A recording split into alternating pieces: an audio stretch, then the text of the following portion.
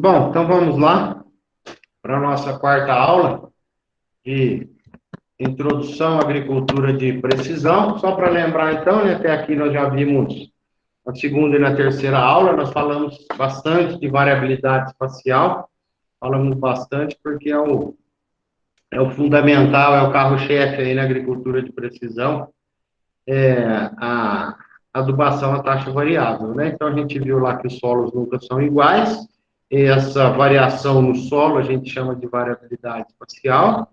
Logo, o solo não tendo uniformidade, ele apresenta variabilidade dentro do espaço, e isso faz com que nós não possamos trabalhar no solo de maneira igual. Então, aquela adubação pela média, aplica 200 quilos por hectare como um todo, não existe na agricultura de precisão. A gente dá a dose necessária em cada ponto, em cada local, a gente dá a dose necessária, nem mais, nem menos. Qual que é o ganho disso?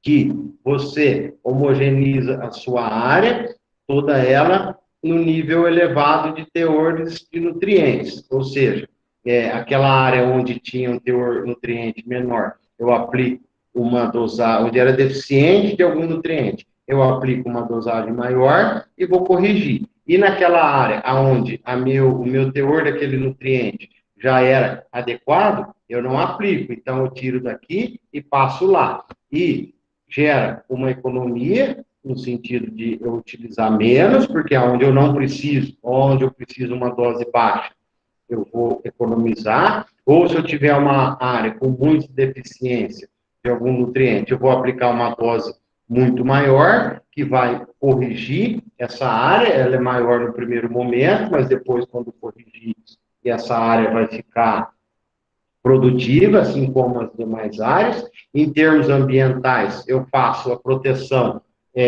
dos recursos do meio ambiente, porque excesso de fertilizante, excesso, né, de adubo ou de defensivo, defensivo não é o caso que nós estamos falando agora, mas de adubação. Em excesso, o solo não é capaz de absorver tudo, e quando der uma chuva, esse nutriente vai escorrer ou para os rios, ou vai penetrar para o lençol freático.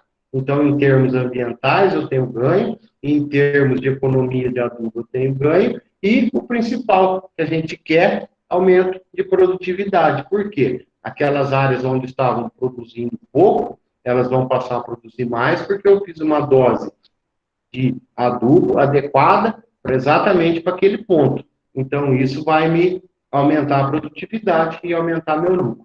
Então, nós vimos isso na segunda aula, aí na terceira aula nós começamos a dizer como que a gente encontra essa variabilidade espacial através da amostragem de solo. Então, a gente mostrou como que o quadriciclo anda para fazer aquela quantidade de amostras, para quanto mais amostras, mais de precisão fica a adubação, e nós falamos um pouquinho de taxa variável. No finalzinho da aula, a gente mostrou como que funcionam os equipamentos, né? Nós mostramos lá o distribuidor a lanço, o distribuidor, os que são a lanço são menos precisos e mais barato, aí nós temos as carretas que fazem taxa variável, que são um pouco mais caras, mas dá uma precisão maior da dose, e aí nós dissemos dos equipamentos pressurizados, aqueles, o nome comercial aí que a gente chama de uniporte para adubação. Aquilo é o que permite uma maior qualidade em termos de dosagem, de regulagem, e porém é o mais caro de todos, né? Então nós vamos continuar falando um pouquinho de como mais a gente consegue fazer adubação a taxa variável. Tem um sensoriamento que não é através de mapas, né? Então, o que a gente viu no finalzinho da aula passada depende do mapa, né? Então, nós vamos ter um mapa, o trator tem o GPS, e aí ele segue aquele caminho pelo mapa, ele sabe onde ele está e a dose que ele tem que aplicar. Existe um outro sistema de fazer taxa variável sem mapas, que é através de um sensor de produtividade que estima o quanto que está produzindo exatamente naquele local que a máquina está passando e já calcula a dosagem de imediato. Vantagem, não precisa ter mapa. Ele faz uma avaliação na produção e em cima da produção ele joga o adubo. Então é esse sensor aqui. É um dos modelos, aqui em cima tem um outro sensor, e como ele trabalha? Então, como nós vimos na aula passada, a aplicação à taxa variável com o mapeamento. Então, a gente tem o mapa, aqui tem o GPS e aqui tem o aplicador da taxa variável. Esse que eu estou dizendo agora é através de sensores. Então, olha, ele não precisa de mapa. Por quê? Ele tem sensores na frente do trator, aonde ele estima a produtividade e faz a variação da dose, de modo online. O trator andando de modo instantâneo, simultâneo à operação. Então, ele analisa aqui quanto produz e já joga a dose aqui atrás. Seria mais ou menos assim, ó. Tem um sensor aqui, ele estima, esse sensor está mirado para a lavoura, e aqui ele estima a produtividade e já transfere a informação através do computador para o aplicador fazer a variação da dose, tá? De acordo com a necessidade da lavoura. Como que estima? Voltando um pouquinho na nutrição. Como que estima, não. Como que sabe a dose? Cada produção, isso aí não é o produtor que faz, é o pessoal da pesquisa, da Embrapa, do Instituto Agronômico, das universidades, que calculam o quanto que a planta necessita, quanto que a lavoura necessita de nutriente de acordo com o que ela produz. Então, produz X, precisa de X de adubo. Produz 2X, precisa de 2X de adubo. Eu pus um exemplo aqui, na cultura do milho, o quanto que extrai. Veja aqui, ó, para produzir grãos. Para produzir 3,6 toneladas por hectare de grão de milho, né? A planta consome, extrai do solo. O que é extração? É o quanto que a planta extrai do solo. Para produzir 3,6 toneladas por hectare, a planta extrai 77 quilos de nitrogênio, 83 quilos de potássio. Para a planta produzir, para a lavoura que produziu 10 toneladas por hectare de milho, ela extrai 217 quilos de nitrogênio, 157 quilos de potássio e aqui os outros nutrientes. Então, ó, se eu já sei o quanto que a planta precisa de nitrogênio, por exemplo, para produzir aquilo, se o meu sensor estima o quanto que eu vou produzir, ele já sabe quanto que eu tenho que jogar, né? Então, ele faz a leitura com os sensores. Estimou que vai produzir 7 toneladas, 7 a 8 toneladas. Ele sabe que precisa de 167 kg de N, ele já se regula automaticamente para fazer essa dosagem, tá? Então, é assim que funciona o sistema de taxa variável de forma online, ou seja, um sensoriamento sem fazer mapa. É um sensor que trabalha diretamente no atuador, abrindo e fechando a dosagem de adubo, tá? Aí vamos falar assim, poxa, qual que é melhor? Eu vou falar qual que é o mais utilizado, é o mapa, né? O que tem o mapeamento através do GPS, porque repare que esse aqui não precisa nem GPS, né? E como é mais prático, ó, você não precisa ter mapa, você não precisa ter GPS no trator, porque você não precisa, né? Você vai estar trabalhando lá e ele vai estar estimando a produção e adubando. Então, você não precisa ter GPS, você não precisa fazer mapa, você não precisa lá gastar, né? Você não precisa gastar com a amostragem de solo, não precisa gastar com fazer mapa. Mas o sistema ainda tem muito que melhorar, né? Os trabalhos que têm sido feitos aí com esse sistema online de estimativa e adubo, ainda não está muito aperfeiçoado, ainda tem muito que melhorar. E a questão de não fazer mapa, a gente pode falar assim, poxa, é uma vantagem, né? Mais rápido. Ora, se eu não preciso fazer o mapa, eu não preciso mandar o quadriciclo lá, não preciso fazer mapa, não preciso inserir o mapa na máquina, nada. Só que essa informação é importante você ter. como que o seu solo está, para você fazer uma correção. E quando você está dizendo de sensores online, você está dizendo em pôr a planta o que ela está precisando. Então, ela tira 10, você dá 10 de volta. Agora, você não está fazendo a correção do solo. Você não sabe qual que é a deficiência do seu solo. Então, o método de mapeamento, amostragem de solo, mapeamento e aplicação à taxa variável com mapa é muito mais assim, você tem muito mais dados, é interessante também para você programar sua compra, né, de adubo. Você sabe que ali vai 200 quilos, ali vai 500, aqui não vai nada, então você consegue fazer uma cotação, você sabe quanto você vai precisar, você consegue trabalhar com o preço, você sabe comprar na hora certa.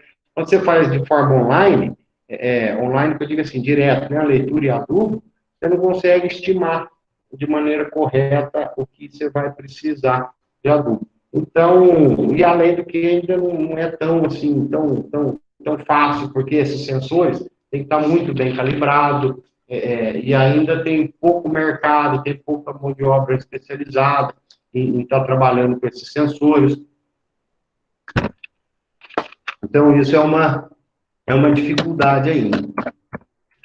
E né, só vale a pena a gente comentar que fez tudo direitinho, você tem a máquina direitinho, você escolheu o método lá com o mapa, né?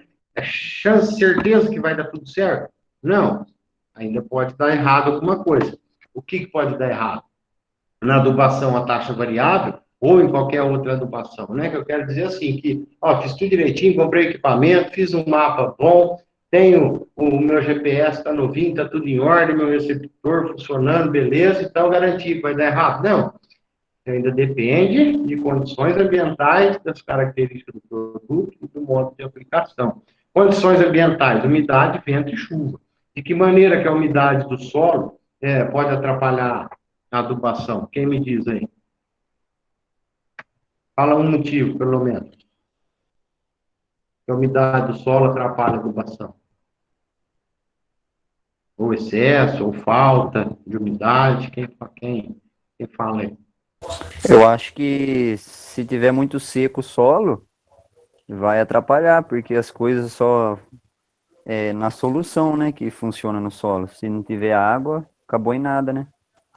Muito bem, parabéns, Daniel. Isso aí. A solução do solo precisa de água para o nutriente estar disponível para a planta. Então, você falou da falta de umidade do solo. E o excesso de umidade do solo? O que causa? O que vai atrapalhar quem? O maquinário aplicar?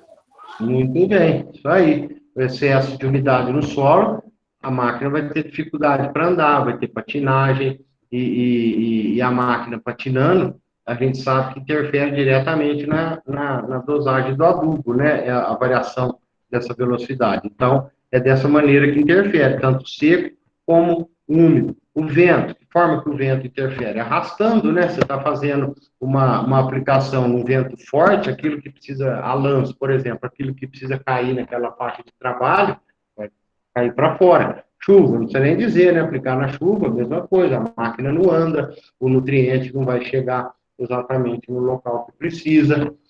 Outro fator que pode dar errado, característica, granulometria do produto. Sempre que muda o produto, ou a fábrica, ou no mesmo dia, tem que refazer a calibração, porque grânulos maiores ou grânulos, né, assim, não, mas grânulo maior ou menor, interfere diretamente na saída do adubo. Então, a gente tem que fazer a dosagem. Mudou a granulometria, tem que fazer a calibração da máquina, tá? Umidade do insumo, mesma coisa, o insumo pode estar empedrado, é, e o insumo empedrado com mais umidade, dá um peso maior, um peso menor. Armazenamento e conservação também está diretamente ligado com a qualidade da umidade do insumo, né? De nada adianta você ter lá um baita equipamento de agricultura de precisão, ter máquina, ter tudo, investiu no GPS, aí você larga seu big bag de adubo no chão úmido do barracão, né? Sem o estrado, encostado na parede, o que adiantou todo o investimento que você fez, né? O adubo está lá molhado, úmido, empedrado, e aí você tem lá um baita investimento em agricultura de precisão e simplesmente não está cuidando do armazém de adubo. Também vai dar errado a taxa variável, tá? E modo de aplicação, que seria alimentação do software, ou seja, o operador inserir as informações corretas, porque o que adianta ter um baita de um computador de bordo na máquina, você inserir a informação errada, você inserir o mapa errado, você inserir a dosagem errada, a regulagem e a calibração errada, enfim, diretamente interfere no processo, né? Velocidade de deslocamento, mesma coisa, tem um mínimo e um máximo. Quando faz a programação, a regulagem da dosagem, a máquina te diz quanto que é o máximo que você pode andar e quanto que é o mínimo. Por quê? Se você andar mais rápido que aquilo e uma dose for cheia, alta, grande, a máquina não dá conta. Então, ela vai falar, por exemplo, ó, se aplicar 500 quilos por hectare, você precisa andar no máximo a 8 por hora. Se você andar 10, eu não consigo por 500 quilos. E o contrário também, né? Se estiver muito devagar e eu quero aplicar uma dose baixa, a máquina vai te avisar, o computador, falou assim, ó, se você quer aplicar 100 quilos, andando a 4 por hora, eu não consigo. Se aplicar 100 quilos, você precisa andar a 8 por hora. Ou seja, a velocidade de deslocamento da máquina é fundamental para conseguir fazer a dosagem necessária da taxa variável, né? E, lógico, o conhecimento do operador, que une tudo isso, né? Velocidade, que une alimentação, que une tudo mais, tá? Então, falamos da primeira maneira de identificar a variabilidade espacial do solo. Falamos a principal dela, a mais utilizada, que é a amostragem de solo, né? Então, eu pedi para vocês anotarem aí que isso é o importante. Como a gente identifica a variabilidade espacial do solo? Amostragem de solo, mapas de produtividade e imagens aéreas. A amostragem de solo, nós falamos na aula passada. Vamos ver agora os mapas de produtividade. O que são os mapas de produtividade? As colhedoras, elas trabalham com sensores. Aqui estamos falando de uma colhedora de grãos. Ela tem sensor, aonde, quando é colhido o grão, ela é levado por elevadores, né? Então, desse elevador, fica aqui, a foto aqui, ó, o elevador fica aqui por dentro da máquina, onde ele leva para o armazém da máquina. Então, nesse processo de transporte do grão pelo elevador, ela passa por sensores de umidade e um outro sensor de peso. Então, ó, está subindo no elevador, tirou a umidade, e nessa curvinha aqui, ó, a hora que vai jogar aqui da gaveta, aqui, da talisca, para dentro do depósito, bate nessa placa, que é uma balança. Ela é uma balança de impacto. Conforme o grão bate, ela calcula o peso. Então, ó, eu tenho peso e a minha máquina tem meu GPS. Então, eu tenho o peso daquele local. Então, guarda essa informação. Eu tiro. Por que eu preciso ter a umidade junto com o peso? Quem me fala? Por que é importante? Por que eu tenho que medir a umidade junto com o peso? Aqui é a placa de impacto, que mede a produtividade. Essa aqui, que mede o peso. Aqui, ó, essa aqui que fica bem na curva aqui, bate aqui, ó. É essa aqui, ó. Isso aqui é uma balança. Uma placa, não é balança que chama, é uma placa de impacto. Então, o grão, o que ele bate aqui tem sensores que estimam o peso, a produtividade. E aqui é um sensor de umidade, aqui, ó, tá passando, tá subindo aqui a esteira, então tem um sensor de umidade aqui que faz a leitura da umidade do grão. Por que eu preciso da umidade, não só o peso? Se eu estou querendo estimar minha produtividade, né, então não bastava só aqui a balança, a placa de impacto para me dar o peso? Por que eu preciso da umidade? Quem me diz? A umidade interfere no peso? Sim. Sim, interfere. Então, por que eu preciso, além do peso, tirar a umidade do grão? Se eu tenho um grão que pesa 10, mais 30%, é água, é umidade, então, na verdade, o grão não pesa 10, o grão pesa 7. Então, eu tenho que estimar 7, não 10, né? O grão pesa 5, 10% de umidade, ele pesa 4,5, ele não pesa 5, né? Então, eu tenho que descontar o peso, eu tenho que descontar a umidade. Esses sensores aqui são por ultrassom, que instantaneamente ele vai lendo milhares de vezes por minuto, ele vai lendo a umidade e medindo o peso. Umidade, peso, umidade, peso. Olha o que ele vai me gerar. Vai me gerar um mapa de produtividade. Então, esses sensores da colhedora gerou esse mapa. E o que esse mapa aqui me remete à lembrança? Daquele mapa de variabilidade espacial. Olha aqui, ó. Aqui eu sei que produziu menos, aqui produziu mais, aqui produziu menos. Então, eu tenho um mapa de variabilidade espacial feita pelas colhedoras, através das placas de impacto e dos sensores de umidade. Eu falo grãos porque na cana, né, sempre alguém pergunta, as colhedoras de cana tem? Não, não tem. Não consegue hoje, assim, eu falando, não sei nem se estão trabalhando com isso. Uma época, acho que tentou-se, nas próprias taliscas ali de elevador, fazer umas balanças para fazer mapa de produtividade, mas acabou não dando certo, porque a cana é mais bruta, vamos falar assim, que o grão, né? O grão é mais levinho, a cana, né? Um grão, se produzir muito, produz, né? Uma soja produzindo bem 5 toneladas por hectare, a cana produzindo 150 toneladas por hectare. Então, a quantidade de cana que passa pelo elevador, que passa ali na esteira é muito grande. Então, os projetos que fizeram aí para fazer estimativa de produtividade da cana através da colhedora não teve muito sucesso, não. Mas no grão, toda colhedora de grão tem sensor de produtividade. Todas, acho que hoje só as mais velhas, mas todas vêm com sensor de produtividade que te gera uma informação preciosíssima, né? Veja aqui esse outro mapa aqui, ó. É o mapa de produtividade de soja, aqui, ó, pela legenda, né? Eu estou lendo aqui que é soja. Veja aqui, ó, aqui onde está amarelo, produziu de 1.200 a 2.800 quilos. Aqui onde está azul, produziu de 3,4 a 5.000 quilos por hectare de soja. Então, veja aqui, ó, eu sei que aqui eu tenho uma área que está produzindo muito. Aqui eu tenho uma área que está produzindo pouco. Olha a diferença. Aqui produz 1.000, aqui produz 5.000. Então, né, se eu sou proprietário dessa fazenda, você acha que eu vou querer uma área produzindo 1.000? Eu vou querer que tudo produza 5.000. Olha quanto que eu poderia ter ganhado a mais, né? Numa área dessa, uma área dessa equivale a 5 dessas.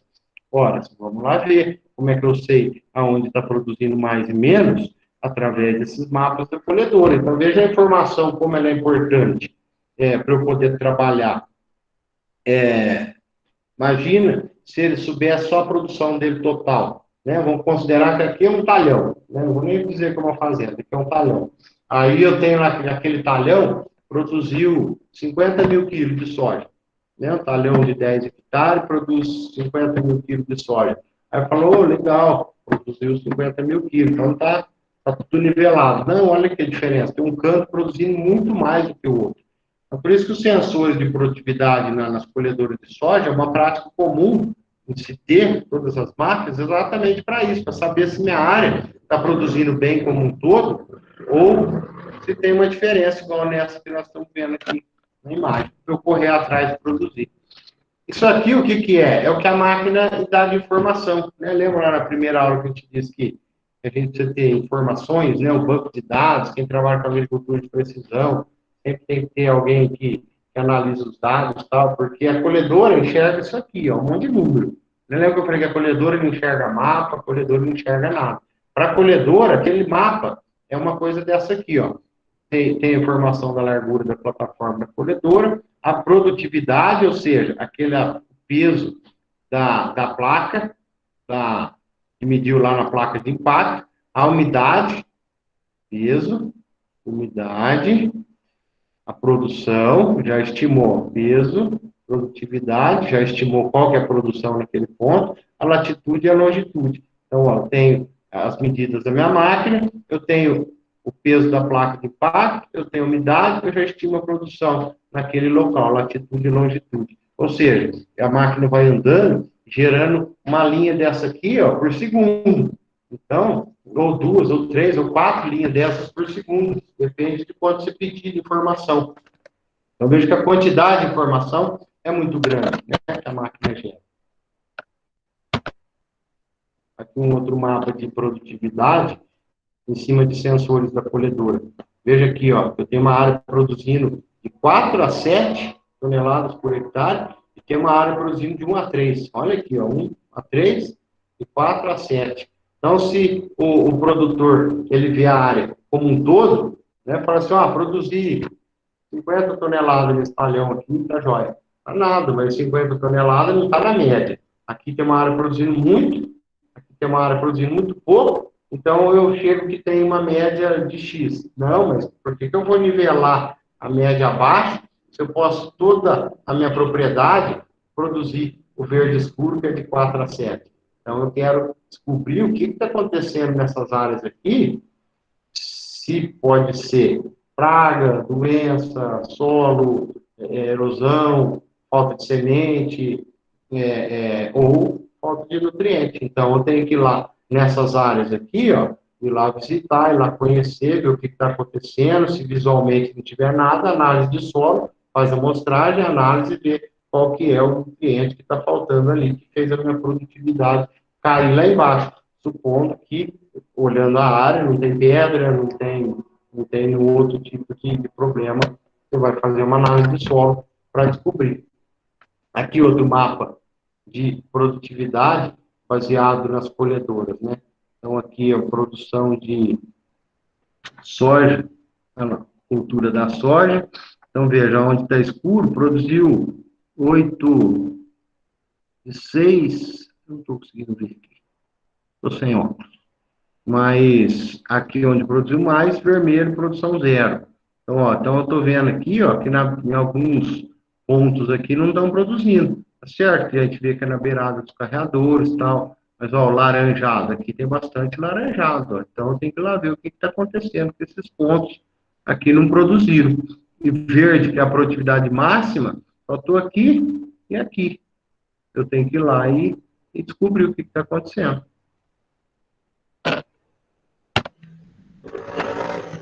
Olha lá, sensores de produtividade, aí os mapas de produtividade, e aqui já tem a interpretação, né? Supondo que a pessoa já foi lá ver, aqui está vermelho. Então a conclusão dele é a invasão de planta daninha. Ó, aqui produziu bem. Área com índice alto de matéria orgânica. Aqui embaixo produziu pouco, ó, baixa densidade de plantio, ou seja, pouca semente. Então, aqui ele já interpretou o mapa de produtividade. Ele já sabe que aqui tem pouca semente, aqui planta daninha, e onde está mais produtivo, bastante matéria orgânica.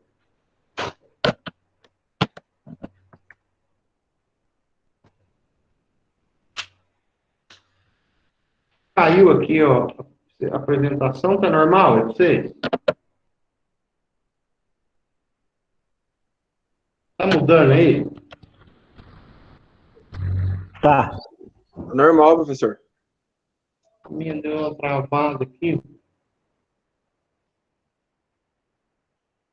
Agora mudou. Aqui, some. É que às vezes, como tá gravando, na hora que cai a internet, some meu PowerPoint aqui. Cai a internet, não muda o sinal. Então, a colhedora que ela faz? Ela faz um monte de pontos assim, ó. Depois o mapa que pinta, né? Então, cada pontinho desse aqui, a gente clica em cima e mostra a produtividade. Dentro da máquina, já vai gerando um mapa instantâneo aqui de rendimento. Olha lá, veja aqui no painel da máquina, já está me dando aqui, ó, milho, produtividade, verde acima de 207, é que aqui está em máquina, olha lá, bushel por acre, né? Lá nos Estados Unidos usa bushel por acre, não fala em tonelada por hectare, né? Bushel é uma medida americana, onde bushel é tipo como podia falar, tipo um balde. Aí põe lá, um balde desse, então, lá é engraçado as medidas nos Estados Unidos, primeiro que eles não trabalham com hectare, eles trabalham com acre, que é 34% do hectare, coisa assim. E o bushel lá é a mesma coisa. Vamos supor assim, é um balde. O bushel lá é um baldinho assim. Então, naquele baldinho, cabe quanto de soja? Então, um bushel de soja, eu não lembro qual que é o valor, mas vamos falar, um bushel de soja é 5 quilos. Um bushel de milho, aí ele vai lá, quanto que cabe de milho num baldinho desse? Cabe 4. Então, um bushel de milho é 4. Um bushel de trigo, cabe quanto? 10 quilos. Então, um bushel de trigo é 10 quilos. É difícil, assim, o jeito que eles... Para eles é fácil, né? Mas eles não falam em quilo. Eles falam em bushel. Bushel é quanto que cabe dentro de um bushel. 5 quilos, se for soja, se for tal produto, então, para nós é meio ruim de imaginar, né? Que nem aqui, ó, onde está, assim, ó, 207 bushels por hectare. Se essa máquina estivesse aqui com nós, ia ser quilos por hectare, né? Então, aqui onde está verde escuro, está produzindo mais. Onde está amarelo, está produzindo menos. E a umidade, mesma coisa aqui, ó. Então, aqui, ó, produtividade e umidade no milho. Então, aqui, acima de 16%, onde está azul escuro. Não, aqui, na verdade, está o azul intermediário. Por quê? É importante eu saber que a gente não pode colher milho, soja, grãos, de maneira geral, acima de 18% de umidade já é problema, né? Porque como eu tenho que armazenar por volta de 10, 11, 12% de umidade, então se eu estou colhendo com 30% de umidade, além de eu ter muita perda, porque a planta ainda está verde, não vai a colhedora conseguir abrir o grão, abrir a vagem para tirar o grão, vou gastar muito para secar o grão no silo. Então, eu tenho já que colher lá, quanto mais próximo dos 12, para gastar pouco com secamento, para perder pouco, porque a planta já está seca, mais fácil a minha debulha do grão ali. Então, essa que é a importância, né? Por que eu estou falando isso? Porque ele aqui no painel da máquina, ele sabe se a colheita dele está sendo... tem que colher por volta de 14, 15% de umidade, tá? Para armazenar por volta de 11, 12, 13% de umidade. Então, se ele está colhendo aqui, começa a pintar de azul escuro, acima de 16%, aí ele o carregado, o dono, porque ele consegue ver pelo celular essa tela aqui, ele vai falar, opa, está dando muita umidade, está dando mais de 16%, para a máquina, vamos esperar secar. Então, vê que aqui, ó, está por volta de 14, que é esse azul que nós estamos vendo na tela aqui, ó, de 14, não tem nenhum azul escuro com mais de 16, porque aí certamente já se para a colheita. Aqui, outro mapa de produtividade em cima da colhedora, né? Então, está aqui a média de produtividade, o que está colhendo aqui, a umidade, então aqui é o híbrido 1 aqui, mas não tem a lavoura aqui. Então, lá, é milho também aqui, ó, corn. Então, produtividade, média e atual e média. Umidade, média, atual e média. Híbrido 1 de milho. Então, ó, você está vendo que aqui a própria colhedora já está te dizendo automaticamente, junto com a colheita, está te gerando um mapa de variabilidade da sua produção. Então, o que você vai fazer? Esses pontos que estão vermelhos aqui produzindo pouco, aqui, ó, ponto vermelho produzindo de 0 a 100. Opa, você vem aqui e vê alguma coisa, porque os pontos verdes estão produzindo 190 a 400. Aqui de 0 a 100. Então, eu venho, meu foco meu trabalho para melhorar em cima disso aí. Então, essa é uma tela também que a colhedora já mostra, né? Lá, produtividade, umidade, a área que está colhendo, o talhão, já vai mostrando online. Então, aqui, como eu estava dizendo, você vê a área onde tem mais problemas e direciona a sua amostragem de solo, né? Por exemplo, aqui, ó, você vê aqui nessa área verde, toda grandona aqui, ó, fez 4 pontos de amostragem. Nessa áreazinha pequena aqui, ó, fez 2, né? Proporcionalmente, ele fez muito mais ponto aqui, mesmo que seja 2, mas 2 nessa área pequena e 4 nessa área aqui que pega quase metade. Então, você vê que ele focou a amostragem de solo dele aqui em cima de onde está o problema, para detectar qual que é a diferença. Então, nós falamos das duas maneiras de fazer a identificação da variabilidade espacial, amostragem, mapas de produtividade e, por fim, as imagens aéreas que a gente identifica através de drones ou voantes. Então, amostragem de solo, eu crio mapa de variabilidade, ou através dos mapas, dos sensores de colheita das colhedoras, eu gero um mapa também de variabilidade, e, obviamente, com drone e VANT, através das imagens, eu consigo detectar a variabilidade espacial, né? Então, a gente chama drone, mas, na verdade, o nome correto é VANT. Drone é um apelido, porque drone é um besouro. Nos Estados Unidos é um drone, chama drone. É um besouro que faz aquele barulhinho, igual do drone, né? Faz zzz, aquele barulhinho que o drone está voando. É um besouro, barulho do besouro, então drone é um besouro que pegou esse apelido nos VANTs, mas o nome correto é VANT, veículo aéreo não tripulado, quer dizer, não tem ninguém pilotando dentro da máquina, tem pilotando fora da máquina, né? Então, os drones, só para a gente dar uma contextualizada no assunto, o drone não é nada novo, né? Quem lembra de aeromodelismo, né? Tem gente por aí que sai passeando com aeromodelo já muito antigo, já sempre utilizou, né? Então, não é algo novo, né? Esses aviões de aeromodelismo sempre existiram. A diferença é que eles são para esporte e recreação. E os drones surgiram para algum uso específico. Surgiram, na verdade, primeiramente, na guerra, né? Ao invés de mandar um soldado ou um avião tripulado com piloto dentro, você manda um avião sem piloto, você manda um VANT. Então, na guerra do Iraque, começou-se a utilizar os drones, que, na verdade, eram aviões de aeromodelo, de lazer, e começaram a ser utilizados para algum fim específico, tá? Então, aí nós temos dois tipos de drones, os de asa fixa e os de asas móveis. Os drones de asas fixas, ele geralmente, quase que via de regra, ele trabalha com um plano de voo. Ele vai a longas distâncias que, visualmente, você não consegue mais controlar pelo controle remoto. Então, você faz um plano de voo para as latitudes que você quer que ele sobrevoa, para a latitude da propriedade que você quer tirar as imagens, para fazer o levantamento da variabilidade espacial. Então, ele anda sozinho através do GPS, né? Então, ele tem aqui os ailerons, que são as asas que faz subir e descer, aí ele tem aqui a hélice, ele tem aqui o motor da hélice, aqui esse spinner é uma ponta aqui, se caso ele cair de hélice no solo, desse sentido no solo, não entorte a hélice, né? Então, aqui é uma proteção, esse spinner. Aí, aqui, eu tenho a câmera, por lado de baixo, tá? A câmera e o GPS. Aqui, eu tenho... Não, na verdade, a câmera está aqui. Aqui a bateria. Aqui fica a câmera. Aqui fica o meu GPS.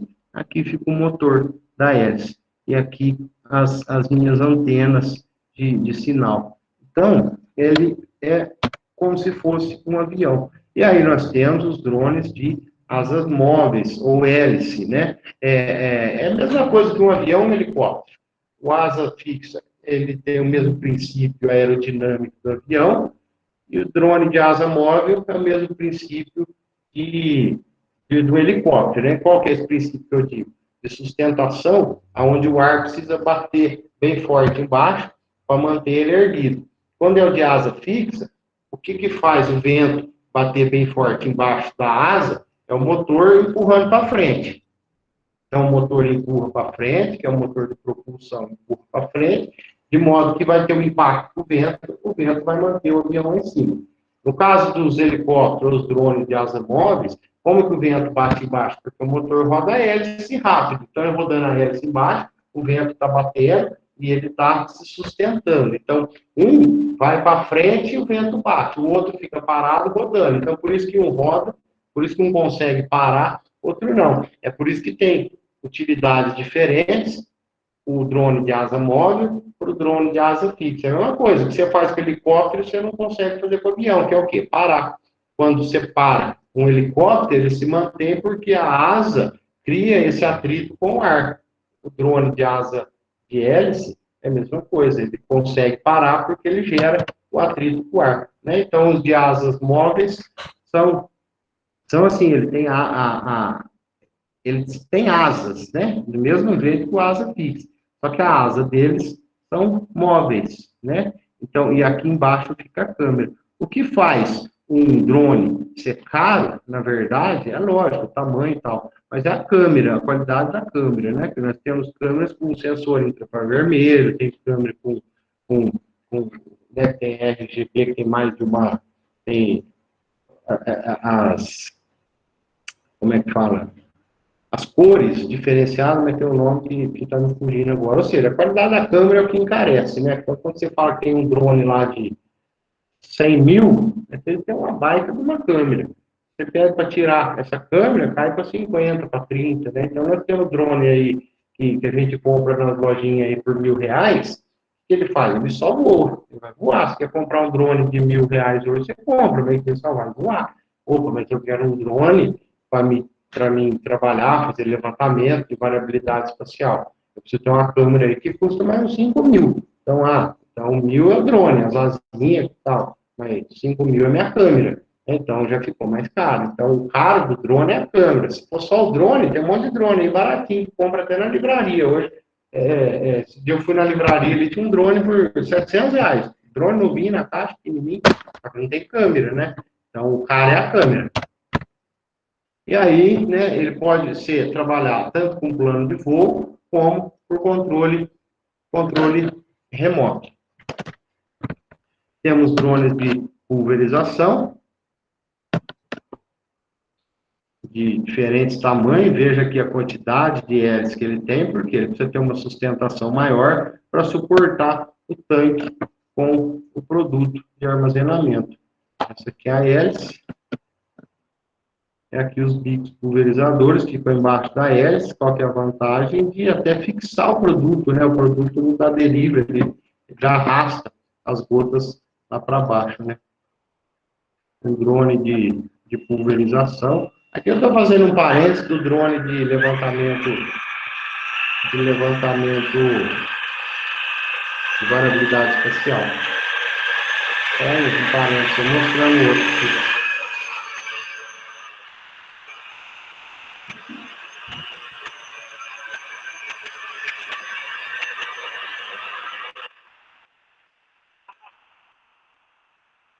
Veja ali a barra de pulverização, né?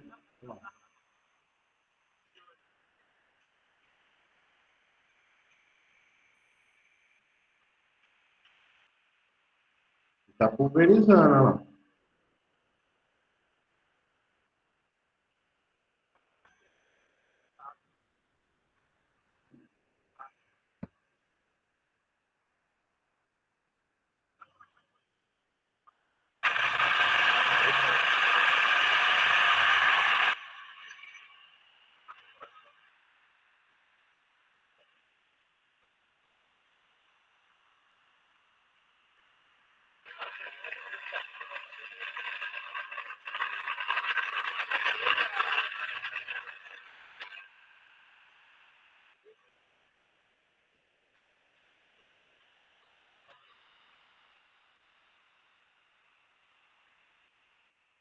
Então, vocês viram que ele estava sendo controlado por controle remoto.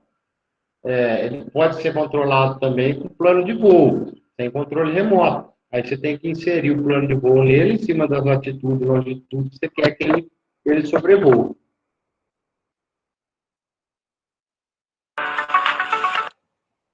Essa tecnologia pode revolucionar.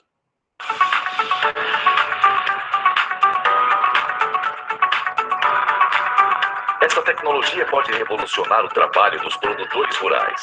O drone de pulverização é um investimento que reduz custos, amplia a produtividade e garante o futuro da produção agrícola. Os drones funcionam por meio de sensores através de um plano de voo determinado. Seu principal benefício é reduzir o uso de defensivos agrícolas, já que consegue pulverizar pontualmente as doenças, ervas daninhas e pragas. Isso viabiliza uma aplicação de produtos e um controle localizado que resulta em economia de insumos e no custo da produção. confiar no aumento de produtividade de nossos cooperados.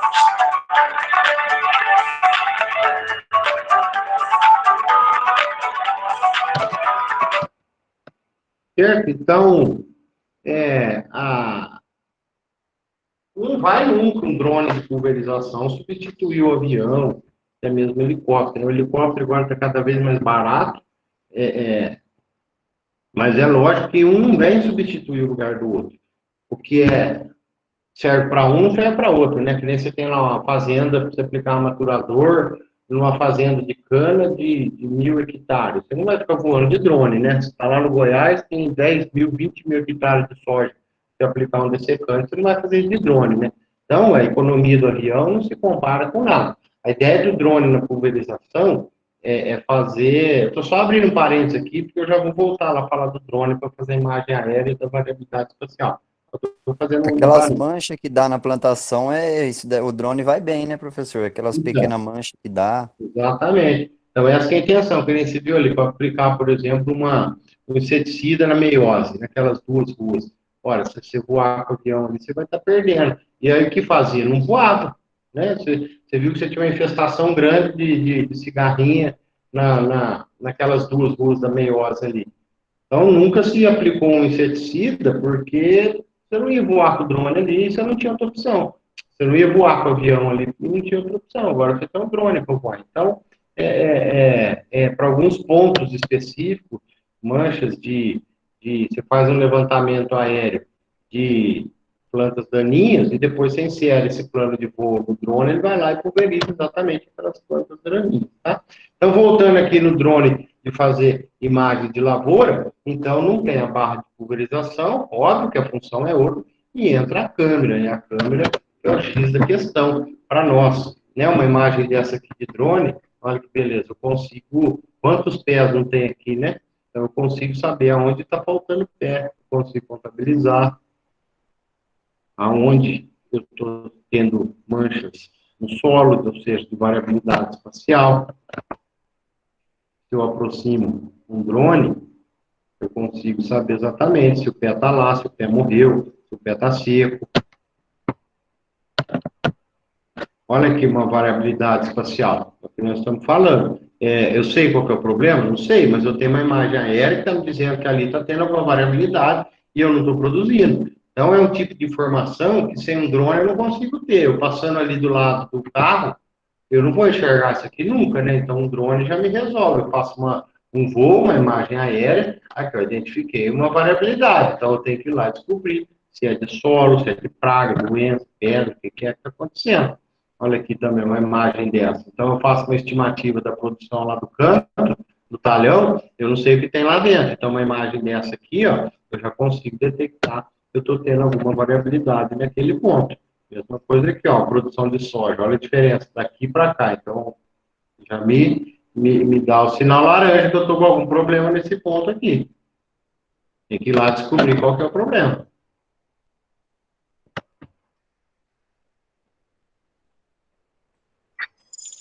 Aqui outras funções de drone.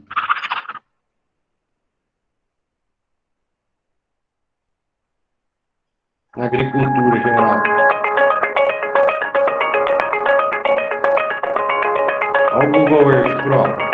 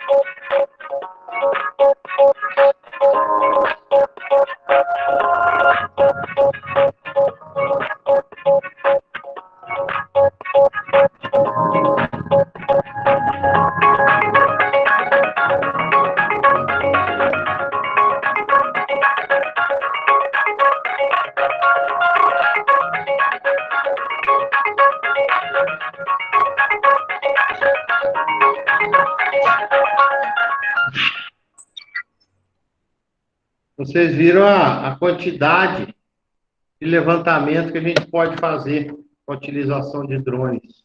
Isso aqui eu não vou nem pôr, porque está tocando gado com drone. Então, ou seja, a quantidade de serviços que você pode fazer com drone é muito grande, né? O mapeamento aéreo de variabilidade, análise de lavoura, demarcação de plantio, acompanhamento de safra, acompanhamento de pastagem, monitoramento de desmatamento, procura por nascente, definir estradas e tráfego, vigilância, foco de incêndio, telemetria, trocar gado, contar gado, busca de animal, facilita a venda da propriedade, lógico, né? Você quer vender, você não precisa ir lá voar. A busca de animal perder, tem. Quer ver essa imagem?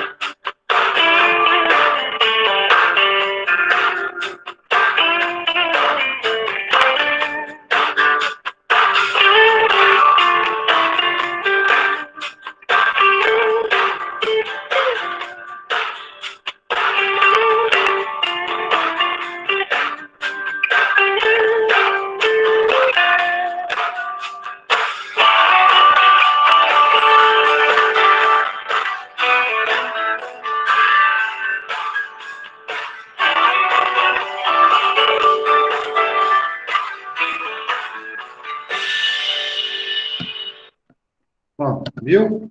Consegue tocar gado, também do capataz, mais na fazenda. Enfim, a drone na agricultura tem muita utilização, né? A gente vê que está barateando o custo, muitas empresas estão contratando, comprando drones e tendo profissionais, né? A quantidade de vagas, de anúncios que eu vejo, de usinas mesmo precisando contratar pessoas com experiência em drone, ou treinando pessoas na empresa para utilizar o drone, é impressionante o como que tá surgindo essa função aí de piloto de drone dentro das empresas, né? A empresa compra né, fala assim, mas eu não sei utilizar, eu vou ter que fazer um curso. Bom, se quiser fazer um curso, tudo bem. Mas, geralmente, quando a empresa compra o drone, né, drone profissional, né, não estou dizendo qualquer dronezinho, que a empresa, quando compra um drone aí de um valor considerável. O fabricante, aqui em São Carlos, tem uma grande empresa, a Exmobots, talvez a pioneira maior, talvez não, é a pioneira, talvez a maior, com certeza, fabricante de drone, mas quando você compra um drone lá, a equipe vai lá e passa dias lá com você, te ensinando a utilizar. Então, quando compra, já vai junto com o treinamento, né? Então, muitas empresas estão fazendo isso aí. E veja lá, o mapa de variabilidade espacial com drones, né? De asas rotativas, porque ele vai fazendo o mapeamento, mas também poderia ser um drone de asas fixas. Então, está aqui o mapa de variabilidade espacial feito com drones.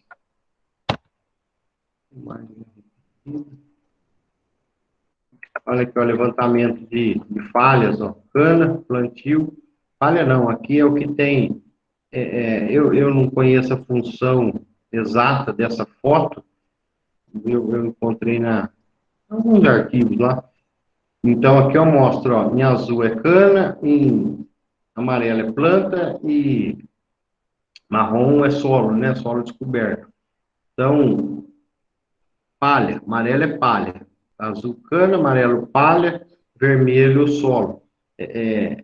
Eu vou supor aqui, por exemplo, né, que fez um preparo de solo, quer saber se tem remanescente, ou se acabou fazendo a colheita e quer saber se a quantidade de palha que ficou lá, enfim, Você pega uma imagem de drone, processa essa imagem, isso aí nós vamos falar depois, mas tem programas específicos que fazem processamento de imagens, né? Muitas empresas, mas já vendem com esse software junto de fazer levantamento. Ou então, tem empresas hoje que você manda a imagem, você só precisa ter o drone. Tem uma empresa,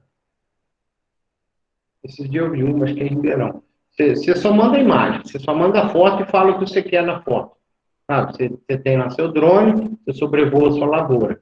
Aí envia a foto lá naquela qualidade, a foto na extensão do arquivo que precisa para eles trabalharem lá. Aí você envia a foto lá e fala assim, ó, eu quero que você faça o levantamento de falha. Eu te devolvo essa foto com o levantamento de falha.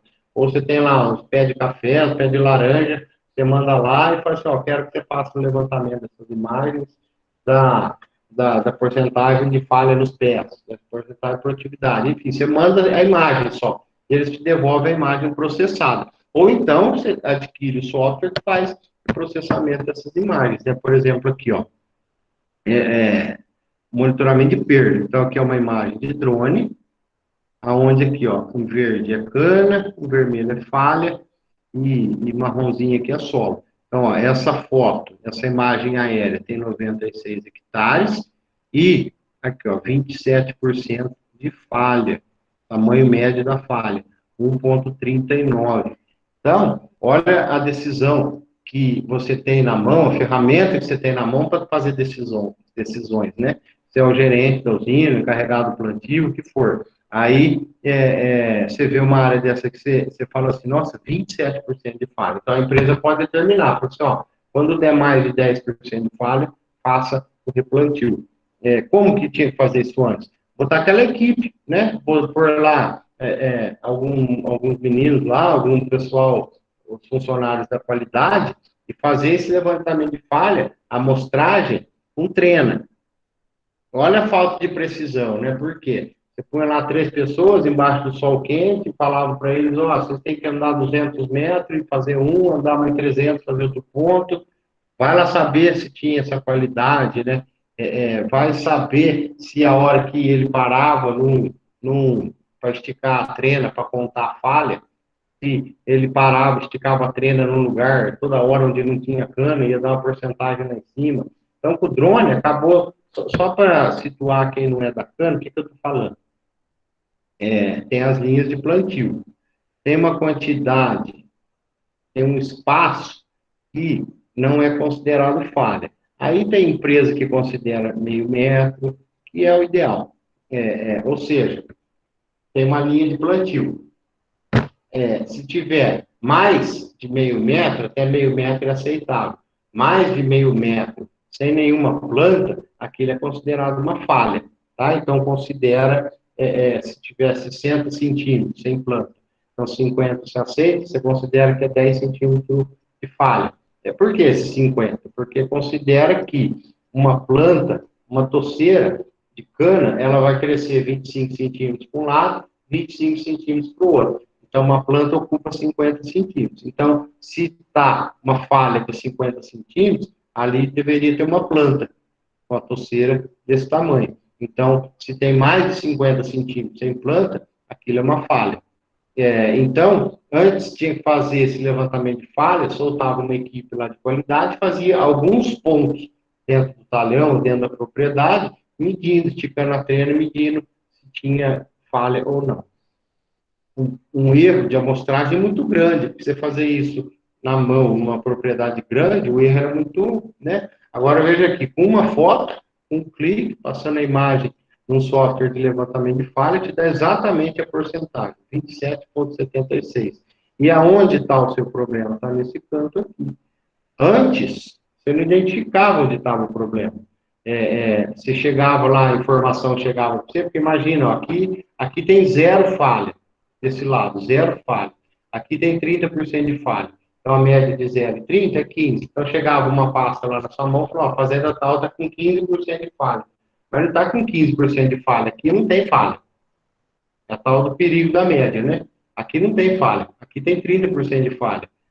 Aqui dá mais de 30%, porque ó, se a média deu Se a porcentagem deu 27, então aqui está muito mais de 27. Aí eu tomo a decisão, faço replantio, ou 27% de falha, eu vou fazer o plantio. E aonde eu vou fazer? Na fazenda inteira? Eu vou soltar a equipe andando na fazenda inteira? Não, meu problema está aqui, ó. Olha a importância dessa imagem do drone. Meu problema está aqui, meu problema está aqui, está aqui, está aqui. Então eu direciono uma equipe para esses pontos, né? Olha aqui outra imagem de drone. Ó, área raspada, área verde, vermelha, erosão, área roxinha, erosão dentro de APP, área amarela, erosão dentro de área de pastagem, verde claro é a cultura, e esse outro verdinho mais escuro é APP. Então, aqui a gente vê que é pastagem. Ou área de preparo, não sei. Não está falando qualquer cultura aqui. Mas olha quanta informação que eu tenho. Então, aqui eu sei que esse solo está todo raspado. O que é solo raspado? Solo que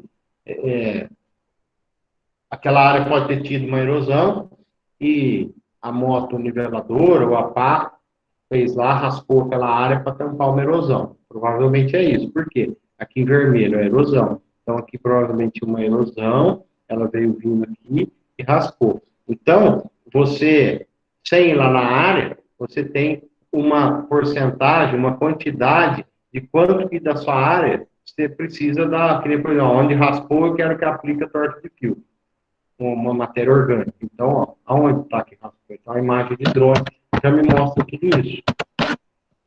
Olha aqui, a outra com relação ao levantamento de falha também, ó. Então, essa área da foto aqui, a área da foto, 934 metros quadrados. Então, ó, quantos metros lineares eu tenho nessa foto? Então, olha, me dá aqui, ó, 595 metros lineares. Quantos metros lineares eu tenho falhado? Então, vocês verem aqui, ó, tem uns risquinhos vermelhos, ó. Aqui é uma falha, aqui uma falha, uma falha, uma falha, uma falha, uma falha. Então, você vê aqui, ó, desses 595 metros lineares que tem nessa foto, 113 metros está falhado. Então, me dá um percentual de 20% de falha.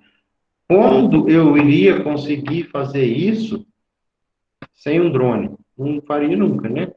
O que eu falei, eu soltar uma equipe lá, medindo uma treina, ia dar mais ou menos, falar, tá com 10% de falha, mas 10% aonde?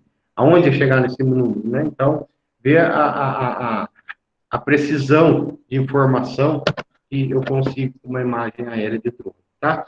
E além do drone, nós já estamos finalizando, além do drone, qual a outra maneira que eu tenho de identificar a variabilidade espacial por imagem aérea através de satélites, que é o chamado sensoriamento remoto. O que é sensoriamento remoto? Sensoriamento é sensor que dá uma resposta a algum estímulo, né? O sensor que acende a luz quando você passa, ele sente o calor e acende a luz. O sensor lá da gasolina do carro, ele recebe o estímulo quando a boia baixa, ele recebe o estímulo e acende a luz do painel do carro, que está acabando o combustível. O sensor de pneu murcha, ele sente que a pressão diminui, acende o pneu. E nesse caso aqui, quem que é o sensor? O sensor é o satélite. Qual que é o estímulo que ele recebe? A luz. Então, o satélite, quando recebe uma luz refletida do chão, ele faz o quê? Tira uma foto. Então, o sensoriamento remoto é o satélite que fica rodando a Terra e sempre onde tem luz, ele reflete uma foto. É aquilo que o Google Earth faz. E remoto, o que é a palavra remoto? A palavra remoto quer dizer a distância, né? Controle remoto, eu controlo a distância. Sensor remoto, é um sensor, um satélite. Professor, Oi. Mas aí são os mesmos satélites do Google Earth ou é satélite de empresa privada que faz isso? Não, bom, porque pode precisa ser bem atualizado, né? Pode ter empresa privada, você pode comprar as imagens, mas se você precisa de uma imagem atual, muitas vezes você precisa comprar. As gratuitas do Google Earth, né, tem isso aí que você comentou, que às vezes a imagem não tá atualizada. A maioria, depende da atividade, você adquire ela de graça. O satélite mais utilizado é esse aqui, o Landsat, aonde é isso aqui, ó, lembra que a gente estava falando lá do Google, ó, aqui ele tem uma imagem, uma largura de imagem, né? Aqui são placas solares, onde ele gera energia para ele, e aqui ele vai fazendo a imagem em 3 cores, vermelha, verde e azul, e vai fazendo uma imagem. Ô, Daniel, a resposta que você falou, você mesmo já respondeu. Se quando tem imagens que são compradas, depende da informação que você precisa de uma imagem agora, tem empresas específicas de vendas de imagens. Se for imagem sem necessidade de ser urgência, aí são aquelas imagens do Google lá que a gente mostrou, que são imagens de satélites, de sensores remotos, como esse que nós estamos mostrando aqui. Então, aqui, a gente vê que eu tenho manchas, eu consigo, quando eu aproximo a imagem, igual nós fizemos lá no Google, né? Aqui eu tirei tem uns print screen na tela lá, mas não peguei especificamente alguma variabilidade espacial, mas a gente pode fazer um levantamento de variabilidade espacial através de imagens de drones também, né? Então, aqui, ó, eu vou aproximando a imagem, eu consigo detectar variabilidade espacial, que não é o caso de nenhuma foto que eu pus aqui, né? Aqui é pivô central, então a gente vê aqui o pivô trabalhando, a área fica bem mais produtiva, né? Então, e aí comparando drone com satélite, o que é melhor? O drone tem imagens mais precisas. Ainda mais hoje, o custo barato que está para fazer uma imagem de drone, voar especificamente da sua área, então a imagem de satélite é mais utilizada, assim, num espectro grande, ou que nem a gente viu lá no Google Earth. Agora, as informações em tempos reais, em tempo real, que a gente precisa na agricultura, tem sido feito com drone, né? É muito mais preciso, né? Veja aqui a imagem aqui, ó, de um satélite, NDVI, a gente vai falar que é o que estima a produtividade.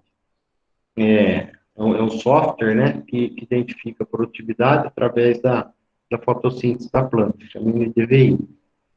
Veja aqui eu estou vendo que aqui tem diferença de produtividade, eu tenho uma mancha aqui produzindo menos, tal.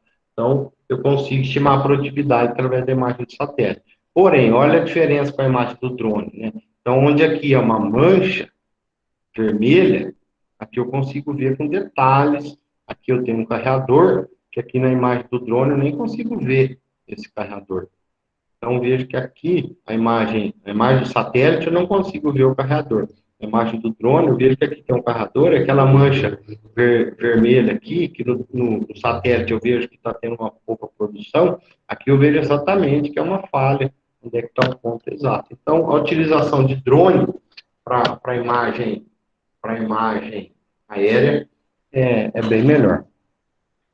Então, aqui começa a falar dos equipamentos de agricultura de precisão. Eu vou deixar para a próxima aula, senão se eu parar no meio é ruim e não prolonga demais. Bom, eu vou encerrar aqui, a gente pode bater um papo fora da gravação